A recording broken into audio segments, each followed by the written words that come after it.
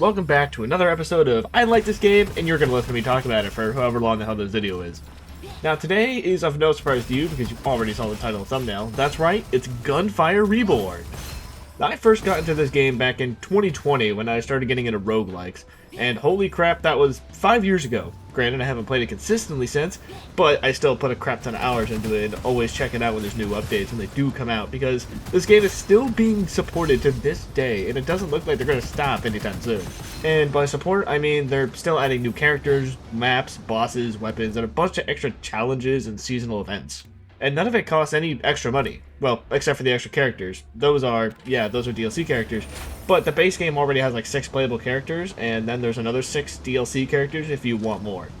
But more about the gameplay. Now, this is a roguelike FPS, so it forces you to be a little furry in training, but you also have guns and cool abilities based on which furry you're playing as. You got the base game characters. You got your cat, the bear, the bird, the polar bear, I think, the little bunny chick, and the Teenage Mutant Ninja Turtles' long-lost brother. When you first start the game, though, you do have to play the game to unlock all these characters, which means you gotta actually put some hours in to get all these guys unlocked. But is the gameplay fun enough to warrant those amount of hours? Are the little furballs different enough to feel any difference? And can I please not have anyone say anything weird about this little bunny girl, because I ain't trying to see any freaks in the comment section, alright? Let's just move on to our first point. Now, this game's gameplay is really simple. You pick up a gun you like and you shoot an enemy until they die. Find a bigger enemy, shoot them even more until they die. But what lies under a extremely simple basis for a wide enemy variety and extremely wide weapon variety.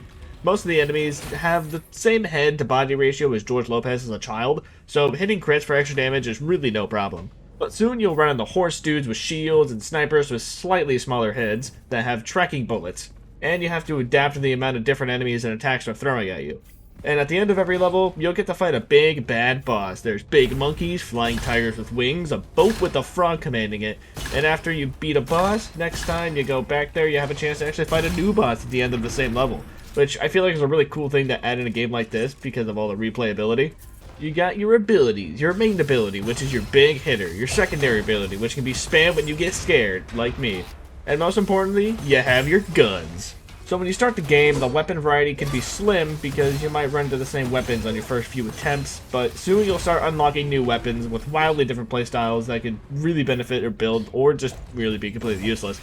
And you'll unlock these pretty fast too. You can also just build around whatever weapons you find because at the end of each stage you get a goblet. And I know it's a good name for a pet turkey, but in this game, you use these to spec into your skill tree. You'll get a choice of 3 random skills from your tree, and you get to choose one. The weapons you find might persuade you to choose one skill over another because it fits what gear you're already rocking, which can make each playthrough unique and different. But one last thing that makes a run and a build unbelievably cracked are scrolls. You can find these scrolls that can be put on any character and gives you some passive ability like the longer you are from an enemy, the more damage you deal. Or crits now bypass shields, which is an awesome one. Scrolls also have a rarity, so that you might find some with minimal effects, or some legendary scrolls that completely changes your playstyle. So between the different characters with unique skill trees, a variety of enemies which change through each level, a amount of weapons that would even make Borderlands proud, and scrolls that when you look into it is not just a reflection because that would be stupid. You are not telling me the power was inside me all along, Master Oogway. I want a scroll that can heal me when I take damage. Stupid frickin' turtle. Anyway, I think I'm done talking about gameplay. Let's move on to my next point. Now, I definitely did not talk about this enough before because it's surprisingly in-depth. But for just one character, let's say, the cat dude, he has 3 very different skill trees. One's for elemental damage, which can also lead into a fire, corrosion, or shock build. Another skill tree is for his primary ability, which can lock someone in place for a short time.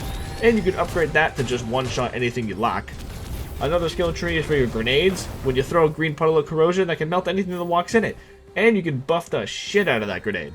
When you get far enough into the game though, you do kind of spec into most of the skill trees, which can feel like the same build by the end, but odds are you have different assortment of scrolls and weapons, so it should feel different enough. And that was just one character. There are 12 total in this game. Like, compared to when this game first came out when it had 3, that's a lot. Let's take my favorite character for example in this game. This little bunny girl.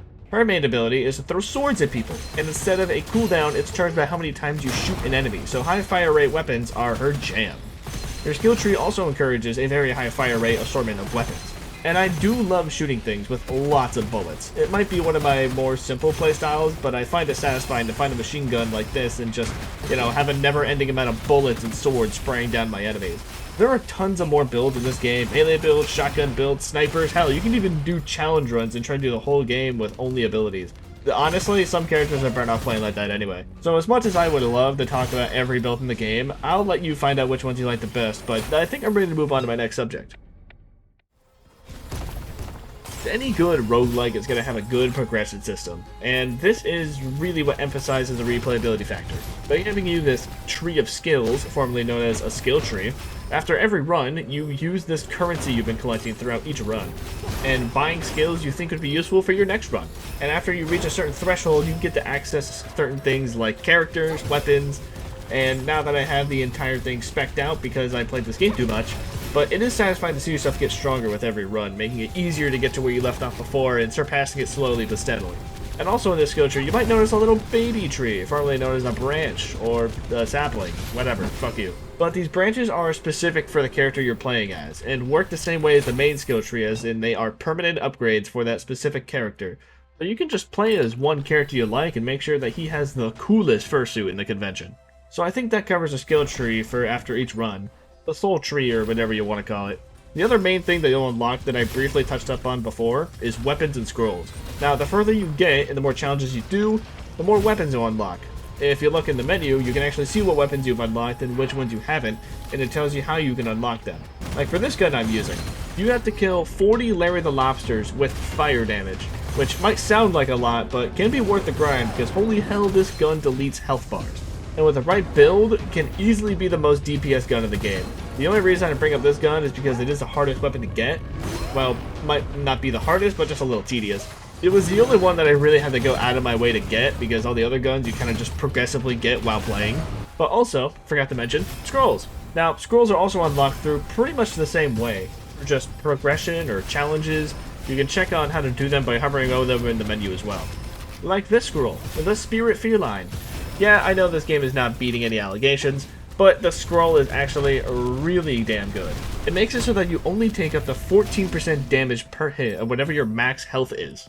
So the lower your max HP, the less damage you take. It's a rare and hard scroll to get, but once you've got it, you're an absolute tank. These are just a couple examples of things to unlock throughout your time playing this game, and once you've put enough time into this game and unlocked everything, there's even more, which brings me to my next and final point. There's actually still plenty to do after you've finally beaten the full run all the way up to the final boss. And because the first time you do it, it was all in normal mode. Because there's an even harder difficulties. There's Elite mode, there's Nightmare mode, and there's even Reincarnation mode. Once you get into Elite mode, the enemies become tankier, and the map even becomes more dangerous because there's traps that now spawn randomly. Good luck.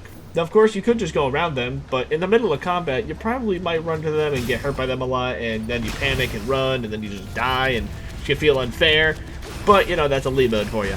For Nightmare, it's really kind of the same thing as Elite, with all the traps, but you know, the enemies are just far more aggressive and tankier now.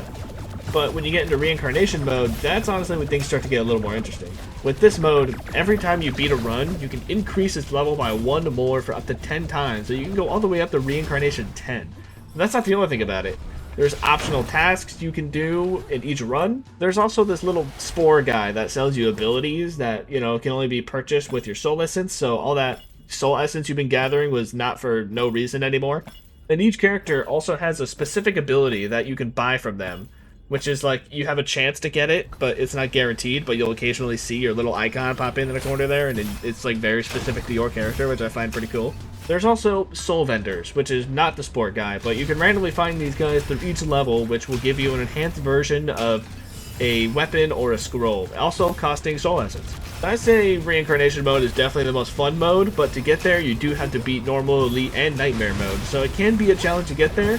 And the higher Reincarnation level you are, the more of a chance you have to get enhanced weapons and scrolls that just kind of randomly drop from random enemies and bosses. And also just random events to happen, like Elite boss just spawning in a random room you're in. But that boss will usually drop either a crap ton of loot or even a goblet to spec into your skill tree with. And there's a variety of different things that randomly happen to you, and you just have to try and adapt in order to survive a random encounter.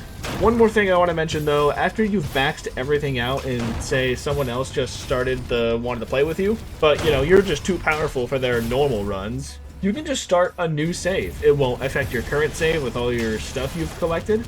You can always just go back to that. But you can just start over with a friend, and I don't know if anyone else really needs to do that in this game, but I had to learn it for a very specific reason. It's just an awesome option that they give you, really. Really makes the social play of this game a lot better.